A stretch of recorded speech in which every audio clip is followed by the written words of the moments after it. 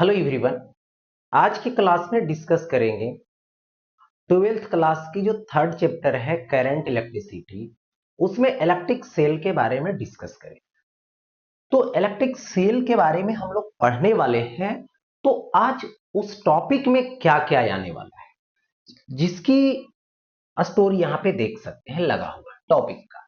सबसे पहले पढ़ेंगे हम लोग इलेक्ट्रिक सेल के बारे में। सेकेंड टॉपिक आएगा उसी से रिलेटेड, जिसको बोला जाता है इलेक्ट्रोमोटिव फोर्स। जो सेल की प्लेट जो होती है, इलेक्ट्रोड जो होती है, उसके बिटवीन जो पोटेंशियल डिफरेंस होता है, उसी को इलेक्ट्रोमोटिव फोर्स बोलते हैं। सेकेंड के बाद थर्ड आएगा इंटरनल रेसिस्टेंस ऑफ सेल, यानी सेल के अंदर जब करंट पास होती है, जब इलेक्ट्रॉन पास होती है, तो उसका अपोज पढ़ेंगे, जिसको इंटरनल रेसिस्टेंस बोलते हैं। फिर आएगा आपका ईएमएफ यानी electromotive force and terminal voltage होता है, यानी जो सेल होती है उसकी दो जो प्लेट होती है, जब सर्किट में कनेक्ट करते हैं, जब करंट पास होने लगता है, तो उसकी बिटवीन जो वोल्टेज होती है वही टर्मिनल वोल्टेज होता है, उसका रिलेशन पढ़े। तो ईएमएफ एंड टर्मिनल वोल्टेज। तो स्टार्ट करते हैं। सबसे पहले आज की जो टॉपिक है इलेक्ट्रिक सेल है। इलेक्ट्रिक सेल क्या है, सो समझिए। इलेक्ट्रिक सेल जो है एक ऐसा जो है से इलेक्ट्रिकल डिवाइस है जो इलेक्ट्रोकेमिस्ट्री पे वर्क करता है, केमिकल रिएक्शन पे वर्क करता है। और वो क्या करता है कि केमिकल एनर्जी को इलेक्ट्रिकल एनर्जी में कन्वर्ट करता है। सिर्फ काम है इसको इलेक्ट्रिक एनर्जी देना।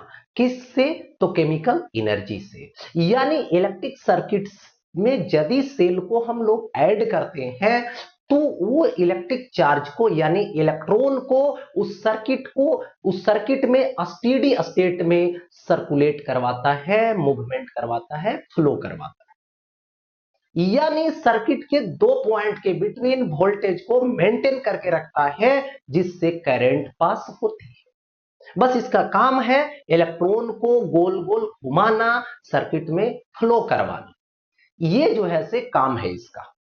ये नहीं कि इलेक्ट्रिक चार्ज को प्रोड्यूस करना, ये इलेक्ट्रिक चार्ज प्रोड्यूस नहीं करता है। यानी सबसे पहले मैं बता दूं कि सेल जो होती है उसका सिंबल देखोगे तो ये सिंबल इसका हुआ, और ये जो है ये प्लस होता है इधर, और ये माइनस होता है।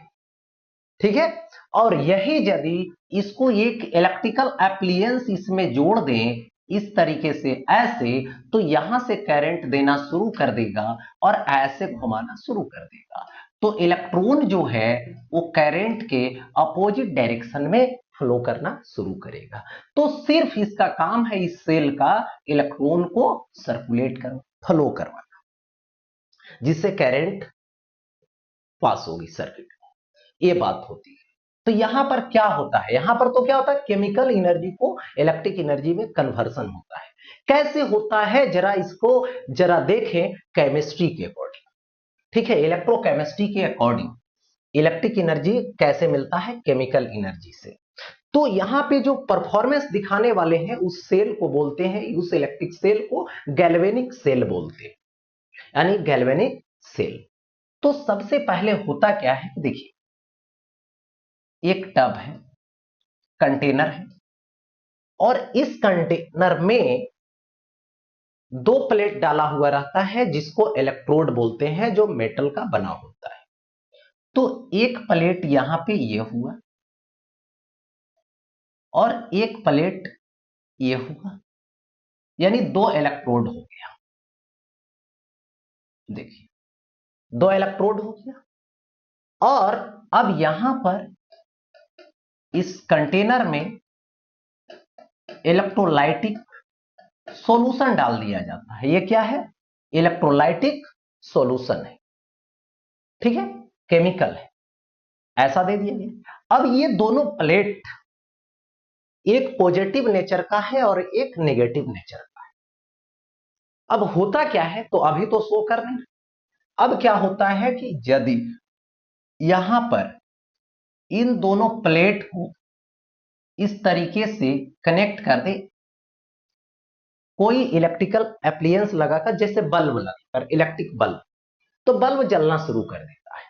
ठीक है, तो एक्चुअल में होती क्या है कि जैसे कनेक्ट करते हैं तो बहुत कम टाइम में, ठीक है, एक प्लेट पे देखो पॉजिटिव पॉजिटिव और दूसरे प्लेट पे नेगेटिव नेगेटिव स्टोर होना शुरू, एक पॉजिटिव और एक नेगेटिव बन चुका है। अब देखिए होगा क्या, इधर से इलेक्ट्रॉन जाना शुरू कर दिया नेगेटिव से, तो इधर से करंट जा रहा है, करंट जा रहा है। अब हुआ क्या कि ये प्लस वाला है, ये माइनस वाला है, इलेक्ट्रॉन यहां पहुंच चुका है इस प्लेट के पास। अब इलेक्ट्रॉन को इनसाइड में इधर जाना पड़ेगा तभी ये सर्किट कंप्लीट होगा। ऐसे इलेक्ट्रॉन यहां पे आके रुक गया तो सर्किट कंप्लीट नहीं होगा और कुछ ही देर में करंट रुक जाएगा, है ना। इलेक्ट्रॉन को घूमना पड़ेगा पूरे सर्किट, पूरा कंप्लीट करना पड़ेगा पाथ को। तो इस प्लेट से इस प्लेट तक आना चाहता है इलेक्ट्रॉन, लेकिन ऐसे तो आएगा नहीं, क्योंकि प्लस वाला अट्रैक्ट करता है नेगेटिव को और ये माइनस वाला रिपेल करता है, तो ये तो अगेंस्ट में जा नहीं सकता है जब तक कोई बाहर से इसको एनर्जी प्रोवाइड नहीं करता। जब इसको बाहर से कोई एनर्जी प्रोवाइड करेगा तभी जो है से क्या होगा, फ्लो कर पाएगा, ऐसे फ्लो नहीं करेगा। तो देखिए होता क्या है कि इस केमिकल के अंदर जो इलेक्ट्रोलाइटिक सॉल्यूशन है इसमें क्या होता है, जैसे कनेक्ट करते हैं तो यहां पर 100, ठीक है, थर्मिक रिडॉक्स रिएक्शन शुरू हो जाता है। ये जो है से एक्सोथर्मिक पर तो एनर्जी रिलीज होगा, क्योंकि रिएक्शन जब होती है तो आ तो एनर्जी की जरूरत पड़ती है, या तो रिएक्शन होगा तो एनर्जी रिलीज होगी, आ तो रिएक्शन करवाने के लिए एनर्जी दो, या तो रिएक्शन होगा तो एनर्जी मिलेगा। तो यहां पर क्या है, रिएक्शन होने से एनर्जी मिलता है, इसलिए यहां पर जो हो रहा है इसको एक्सोथर्मिक बोलते हैं। अब देखिए रिडॉक्स रिएक्शन है, यानी ऑक्सीडेशन भी है और रिडक्शन है, दोनों रिएक्शन साथ साथ होती है। तो ये जो नेगेटिव प्लेट है इस प्लेट पर ऑक्सीडेशन हो रहा है और ये जो पॉजिटिव प्लेट है इस पर रिडक्शन हो रहा है, और साथ ही साथ यहां एनर्जी जो रिलीज हो रही है वो एनर्जी क्या करता है, इलेक्ट्रॉन को मिलता है या नेगेटिव आयन को मिलता है, और उस आयन को इधर पॉजिटिव से नेगेटिव के तरफ पहुंचा दिया जाता है, और फिर जो है से घूम करके आता है, फिर घूम कर इस तरीके से सर्कुलेट करवाता है, पूरा सर्किट कंप्लीट करता है। यदि इलेक्ट्रॉन यहां से यहां तक नहीं जाएगा तो नहीं हो पाएगा। तो यहां पर यही चीज है, यही एनर्जी मिलता है और इसके अगेंस्ट फिर जाता है। यही सेल का मैकेनिज्म है ना, सेल का मैकेनिज्म हो गया ये इसके अंदर रेडॉक्स रिएक्शन के साथ। तो ये हो गया इलेक्ट्रिक सेल। इसका सिंबल मैंने बताया कि इसका सिंबल ये रहा, ये प्लस है और ये माइनस है, ठीक है। अब देखो आगे बढ़ो, अब आता है इलेक्ट्रोमोटिव फोर्स। देखिए इलेक्ट्रोमोटिव फोर्स क्या होता है, ऐसे the energy given by the cell in the flow of unit charge in the whole circuit, ठीक है, including the cell is called the EMF of the cell. अब देखिए यहां पर चार्ज को पहुंचाया, चार्ज को घुमाना है पूरे सर्किट में। तो देखिए होता क्या है, यहां पर इलेक्ट्रोमोटिव फोर्स कोई फोर्स नहीं है, ये पोटेंशियल डिफरेंस है। सिर्फ क्या होता है कि यदि जो है से यहां से यहां तक चार्ज पहुंचाना है, इलेक्ट्रॉन पहुंचाना है, तभी ना फिर घूम करके आएगा, और फिर आएगा तो फिर देंगे, यहां तक पहुंचाने का काम होगा फिर आएगा। तो यहां से यहां तक जब जाएगा तो इसको एनर्जी देना है, तभी फिर घूम करके आएगा, पूरा सर्किट कंप्लीट करेगा, ठीक है। तो पर यूनिट चार्ज को एक पाथ कंप्लीट करवाने के लिए जितना जो है से एनर्जी प्रोवाइड करता है सेल, ठीक है, वही एक प्रकार का क्या करता है, फोर्स लगाता है सेल कि तुम जाओ, जाने को नहीं दे रहा था, ये दोनों प्लस माइनस, प्लस वाला कह रहा था तुम रुको, माइनस वाला कह रहा था उधरे रुको, लेकिन एनर्जी मिला, एनर्जी को पा करके उसके अगेंस्ट गया, ठीक है। तो वही चीज है यहां पर कि जो इलेक्ट्रोमोटिव फोर्स है वो कोई फोर्स नहीं है, ये नाम उस समय रख दिया गया कि ऐसा काम हो रहा है कि अगेंस्ट में धक्का देके पहुंचाया जा रहा है, लेकिन ये है पोटेंशियल डिफरेंस। तो यहां पर ये होता है वर्क डन बाय क्या होता है, इलेक्ट्रिक चार्ज, इलेक्ट्रिक चार्ज। तो यहां पे EMF E is equal to W by Q होता है। ठीक है, अब देखिए जरा यहां पे सुनिए, ये प्लेट की जो वोल्टेज होगी पॉजिटिव होगी और इस प्लेट की वोल्टेज नेगेटिव होगी। तो ये दोनों प्लेट के बिटवीन जो पोटेंशियल डिफरेंस होगा इसको यहां पे ऐसे लिख सकते हो, V plus minus V negative is equal to V positive minus minus plus V negative. यही क्या है, इसी को, यही जो पोटेंशियल डिफरेंस दोनों के बीच का है, यही क्या है, ईएमएफ है। अब देखो आगे, इसके बाद इलेक्ट्रोमोटिव फोर्स किन किन बातों पे डिपेंड करता है और किन किन बातों पे डिपेंड नहीं करता है, इस पे आते। तो सबसे पहले ईएमएफ जो है डिपेंड करता है नेचर ऑफ इलेक्ट्रोलाइट, किस नेचर का इलेक्ट्रोलाइट है उस पे डिपेंड करता है। दूसरा मेटल ऑफ इलेक्ट्रोड, देख लो, सेकेंड होता है मेटल ऑफ इलेक्ट्रोड, यानी मेटल जो किस इलेक्ट्रोड जो बना है वो किस मेटल का बना है इस पर डिपेंड करता है, कौन, इलेक्ट्रोमोटिव। अब आता है कि EMF does not depend on, यानी ईएमएफ जो है इस पर डिपेंड नहीं करता। तो सबसे पहले एरिया ऑफ प्लेट, यानी एरिया ऑफ प्लेट क्या है इस पर डिपेंड नहीं करता। दूसरी बात, डिस्टेंस बिटवीन द इलेक्ट्रोड्स, यानी इलेक्ट्रोड्स के बिटवीन डिस्टेंस कितना है ये इस पर डिपेंड नहीं करता है। ठीक है, अब देखो क्वांटिटी ऑफ इलेक्ट्रोलाइट, इलेक्ट्रोलाइट की क्या क्वांटिटी है, कितना अमाउंट है, इस पर डिपेंड नहीं करता है।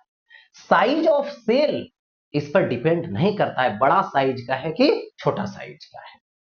ठीक है, तो ये हो गया इलेक्ट्रोमोटिव फोर्स। अब आगे बढ़ते हैं नेक्स्ट। देखो इंटरनल रेसिस्टेंस आता है, जिसको इंटरनल रेसिस्टेंस ऑफ सेल बोलते हैं।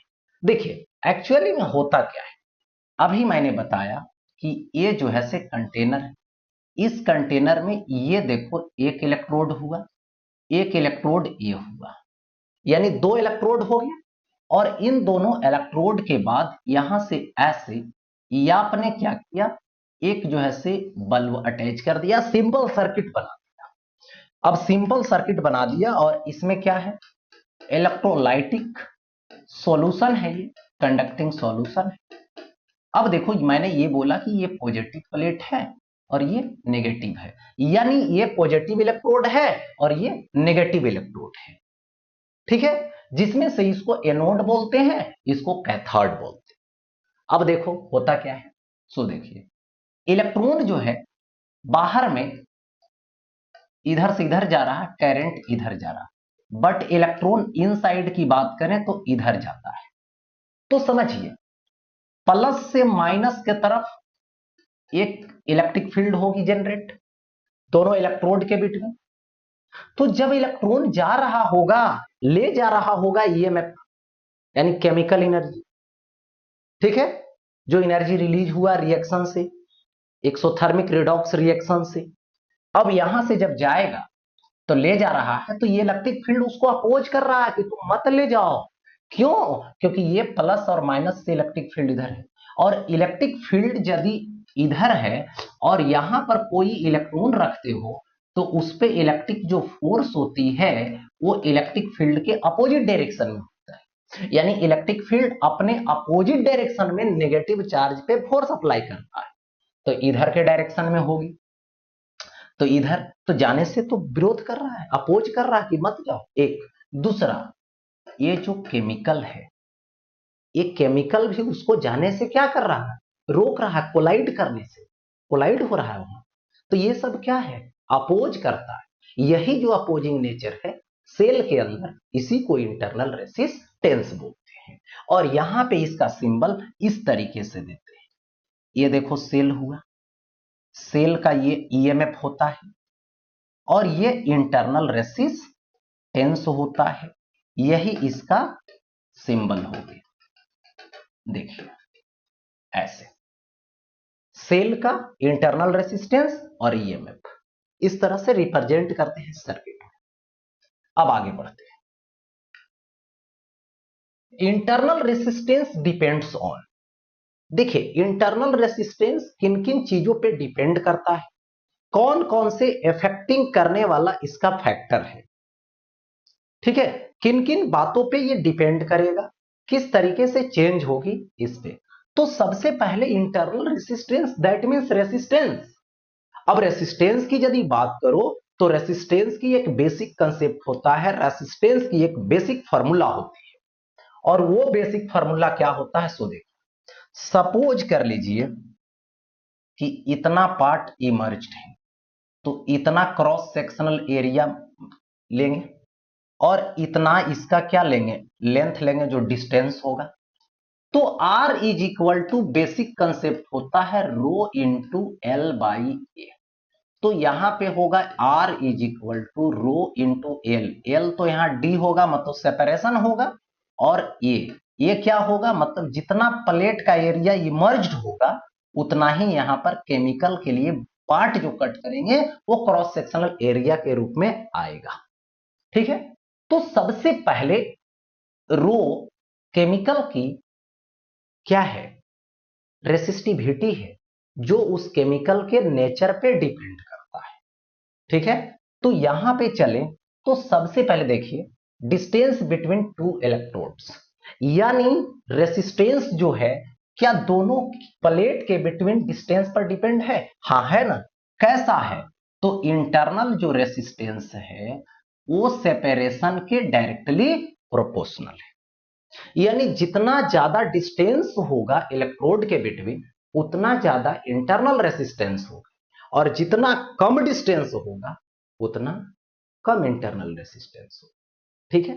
अब आते हैं एरिया डिप्ड इन इलेक्ट्रोलाइट, यानी प्लेट की एरिया जो डिप्ड है उसके इनवर्सली प्रोपोर्शनल है, यानी स्मॉल आर वेरीज 1/, हो गया ऐसा, यानी R वेरीज 1/A, यानी प्लेट एरिया जितना इनसाइड होगा डिप्ड होगा, जितना एरिया उसका ज्यादा उतना रेसिस्टेंस कम होगा, और जितना कम डिप्ड होगा उतना कम रेसिस्टेंस, उतना ज्यादा रेसिस्टेंस होगा, सॉरी। अब आते हैं देखिए ये नेचर पर इलेक्ट्रोलाइट का।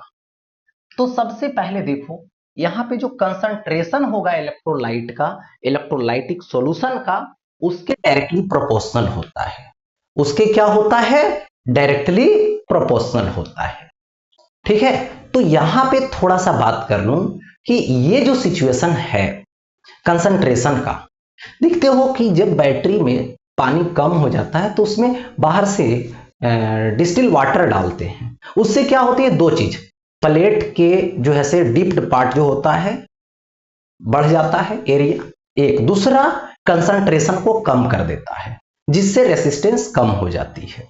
तो कंसंट्रेशन ऑफ इलेक्ट्रोलाइट।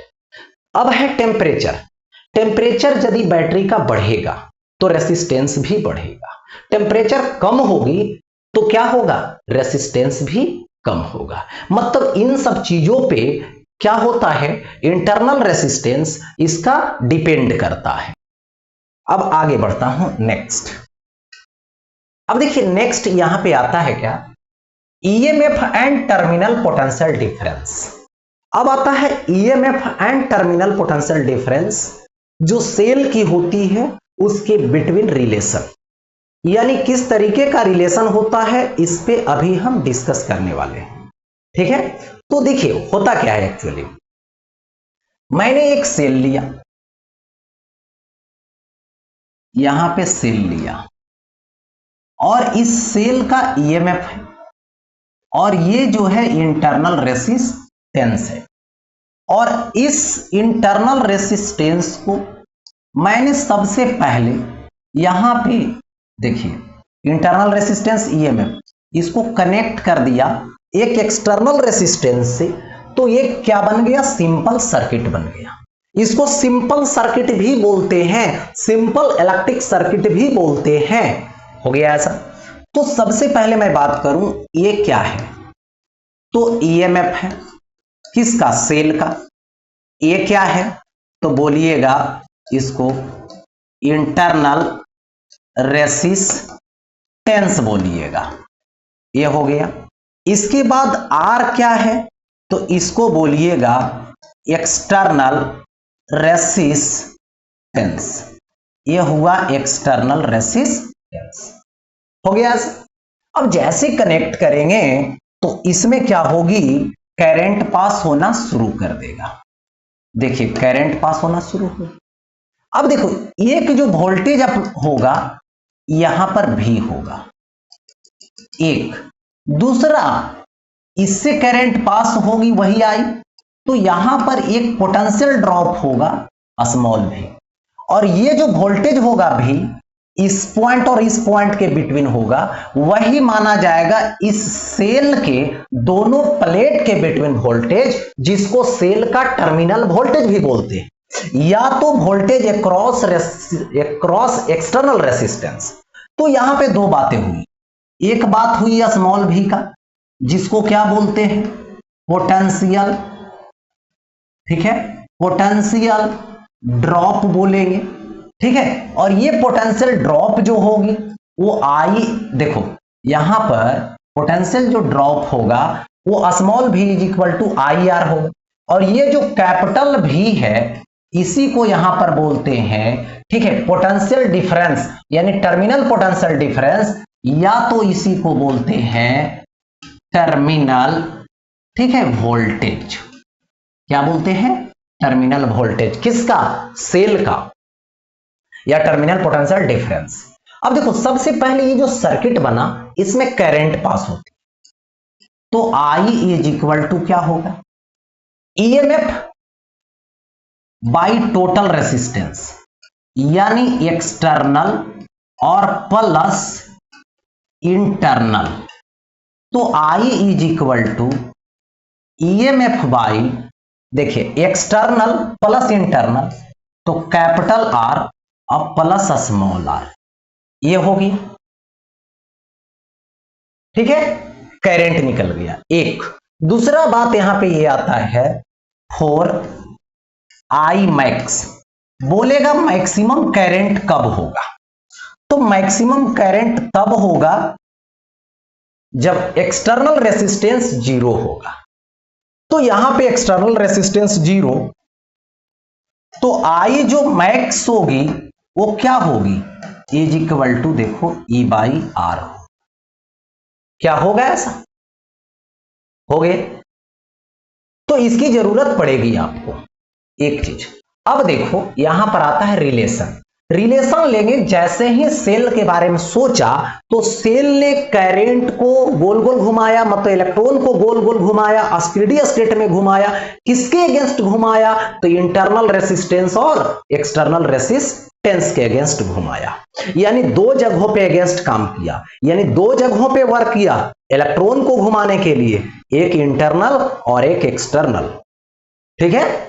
तो यहां पे दो तरीके का वर्क सेल करता है, यानी यहां पर ऐसे लिख सकता हूं, वर्क डन किसका, सेल का, एक होगा W एक्सटर्नल और एक होगा W इंटरनल। तो देखो W सेल, ये आपने पढ़ा है कि voltage is equal to W by Q होता है, तो W इज इक्वल टू क्या होता है, Q इंटू भी आएगा, Q इंटू भी आएगा। देखो तो Q इंटू भी लेंगे, तो सेल के लिए Q इंटू भी होगा सेल का, इज इक्वल टू एक्सटर्नल के लिए प्लस इंटरनल के लिए, तो इंटरनल के लिए स्मॉल भी, देखिए स्मॉल, पोटेंशियल ड्रॉप है, क्यू क्यू कॉमन लोगे कट जाएगा, तो E is equal to V plus small V, small V is equal to I R, यानी पोटेंशियल ड्रॉप की बात कर रहे हैं, ठीक है। अब देखिए यहां पे लाके पुट करेंगे तो E इज इक्वल टू भी और प्लस ए आई आर हुआ, so V is equal to E minus I R हो गया सर। अब देखिए भी का जो वैल्यू है वो छोटा होगा, भी terminal voltage less than EMF, क्योंकि देखो ईएमएफ में कुछ माइनस कर रहे हैं तब ये वोल्टेज के इक्वल हो रहा है। यानी जब जो है से सर्किट में क्या किया जा रहा है, सर्किट में करंट सेंड कर रहा है कौन, सेल, यानी सेल जो है करंट दे रहा है सर्किट में, यानी बोल सकते हो electric current given by cell to the circuit. That means यहां पर दैट मीन्स क्या आया, EMF greater than terminal voltage, यानी टर्मिनल वोल्टेज से बड़ा होगा ईएमएफ। हो गया ऐसा, ओके। अब देखो अब आता है when I is equal to 0, यानी ओपन सर्किट, ओपन सर्किट है यानी सर्किट ओपन रहेगा तो करंट तो 0 होगी, करंट तो पास होगा नहीं, तो उस केस में आई आर 0, तो उस केस में टर्मिनल वोल्टेज और ईएमएफ इक्वल होगा। होगा ऐसा, उस केस में ईएमएफ और टर्मिनल वोल्टेज यहां पर इक्वल हो जाएगा। ठीक है, अब देखो अब आता है कि when current given to cell, यानी अभी जो है से सेल को करंट दिया जा रहा है। अब सेल को करंट दिया जब जा रहा है, ठीक है, तो उस केस में क्या होगा, सो देखिए V इज इक्वल टू यहां से आएगा E minus I into R, क्योंकि सेल को करंट कब देते हैं, जब सेल को चार्ज किया जाता है, और सेल को डिस्चार्ज करते हैं मतलब सेल से करंट लेते हैं। तो यहां पे थोड़ा सा स्टोरी बताएंगे कि सेल जो होती है दो तरीके की होती है। एक होता है प्राइमरी सेल, प्राइमरी सेल मतलब जिसको यूज करके थ्रो कर देते हैं, यूज एंड थ्रो, बस एक ही बार यूज किए और फेंक दिए। और एक होता है कि जब डिस्चार्ज हो जाता है तो फिर चार्ज करते हैं, फिर यूज करते हैं, फिर चार्ज करते हैं, फिर यूज करते हैं। जैसे मोबाइल का सेल, मोबाइल की बैटरी, वो क्या होता है, डिस्चार्ज होता है तो उसको फेंकते नहीं, उसको क्या करते हैं, फिर से चार्ज करते हैं। तो जो केवल डिस्चार्जिंग प्रोसेस वाला हो वो होता है प्राइमरी सेल, और जिसको चार्ज भी करते हैं और डिस्चार्ज भी करते हैं, ठीक है, वो होता है सेकेंडरी सेल। तो जब सेल को चार्ज देते हैं मतलब सेकेंडरी सेल की बात हो रही है, यानी सेल को करंट दिया जा रहा है, यानी ये सेकेंडरी सेल हो जाएगा। तो उस केस में अपोजिट डायरेक्शन में सेल करंट देते हैं, तो अपोजिट में देंगे तो माइनस आई होगा, और यहां से आ जाएगा V is equal to E, minus minus plus होगा और ये होगा आई आर। होगा ऐसा, तो यहां पे आई आर दे दिया, V is equal to E plus I R हो गया। दैट मीन्स यहां पर बोल सकते हो कि ये जो है E प्लस आई आर हो रहा है, यानी E में कुछ ऐड कर रहे हैं तो ऑटोमेटिक है कि E में कुछ ऐड करेंगे तो V का वैल्यू E से बड़ा हो जाएगा, यानी V ग्रेटर देन E। और ऐसे भी यदि आप ज्यादा वोल्टेज दीजिएगा EMF से तभी वो सेल चार्ज हो पाएगा, EMF से कम दीजिएगा तो वो चार्ज नहीं हो पाएगा। हो गया ऐसा, तो ये हो गया थ्री कंडीशंस। लेंगे करंट तो V is equal to E minus I R लगाएंगे, सर्किट ओपन रहेगा, ना तो करंट लेंगे ना तो करंट देंगे, तो V इज इक्वल टू ई होगा। और जब करंट दिया जाएगा सेल को, मतलब सेल को चार्ज किया जाएगा, तो उस केस में V is equal to E plus I R. ये केस मतलब डिस्चार्जिंग के टाइम, और ये केस कौन टाइम, चार्जिंग के टाइम, याद रहे, ठीक है, डिस्चार्जिंग चार्जिंग, और उसमें नो कंडीशन, कुछ नहीं हो रहा है। आगे बढ़ता हूं, नेक्स्ट, ये बैटरी ऑफ ईएमएफ 2 वोल्ट, यानी एक बैटरी है जिसकी जो ईएमएफ है वो दे रखा है 2 volt and internal resistance small r है जो 0.1 ओम है। बीइंग चार्ज किया जा रहा है कितना करंट से, 5 एम्पियर से, तो I is equal to 5 ampere. Calculate the potential difference between the terminals of the battery. Potential difference यानी terminal voltage V is equal to what. एक बात याद रखिए, कौन सा टाइम है, चार्जिंग के टाइम है, यानी सेल को चार्ज किया जा रहा है। तो मैंने बताया अभी, जब डिस्चार्ज होगा तब माइनस वाला फार्मूला लगाएंगे, जब चार्ज किया जाएगा तो प्लस वाला फार्मूला लगाएंगे। यानी अभी जो हम लोग वोल्टेज वाला फार्मूला लगाएंगे वो चार्जिंग वाला लगाएंगे, मतलब E प्लस IR वाला लगाएंगे। तो E का वैल्यू दीजिए, कितना आएगा, 2 आएगा, प्लस I लीजिए तो ये होगा 5 और इंटू स्मॉल r होगा, स्मॉल r कितना होगा, तो 0.1 होगा। पॉइंट हटाइए, 10 बैठेगा। ठीक है, यानी यहां से जब लिखोगे तो 2 और प्लस 5/10 यानी 0.5 यानी 2.5 ये वोल्ट होगा। That means solve. अब देखो तो चार्जिंग के टाइम कितना वोल्टेज, ईएमएफ कितना था, 2 वोल्ट, और वोल्टेज कितना आया, टर्मिनल वोल्टेज आया 2.5 वोल्ट। बड़ा हुआ कि नहीं, यानी इस केस में जो वोल्टेज आया वो ईएमएफ से बड़ा आया। यही तो है। अब देखा जाए आगे, नेक्स्ट देखिए, the EMF of a primary cell is 2 volt, यानी ईएमएफ दे रखा है जो कितना है, यहां पे 2 वोल्ट। ठीक है, 2 वोल्ट होगा। अब when it is shorted it gives a current of 4 ampere. ठीक है, आई कितना फ्लो की, तो यहां पे 4 एम्पियर दे रखा है। कैलकुलेट्स इट्स टर्मिनल रेसिस्टेंस, तो इसका terminal resistance is equal to what, sorry, calculate its internal resistance, internal resistance is equal to what. तो क्या करोगे, यहां पे I is equal to E by R, E by R plus R है, लेकिन यहां पर क्या लिखा है, व्हेन इट शॉर्टेड, है ना, it gives a current of. यहां पर जो बता रहा है I का formula E by R plus R, लेकिन ये कैपिटल R नहीं है, शॉर्टेड है, तो ये I इज इक्वल टू सिर्फ E बाई आर होगा। तो small r is equal to E by I होगा। E का वैल्यू देना है तो 2 दीजिए, I का वैल्यू देना है 4 दीजिए, कैंसिल हो जाएगा तो 1/2 यानी 0.5 ओम आएगा। होगा ऐसा, हो गया ये। अब आगे बढ़ते हैं नेक्स्ट।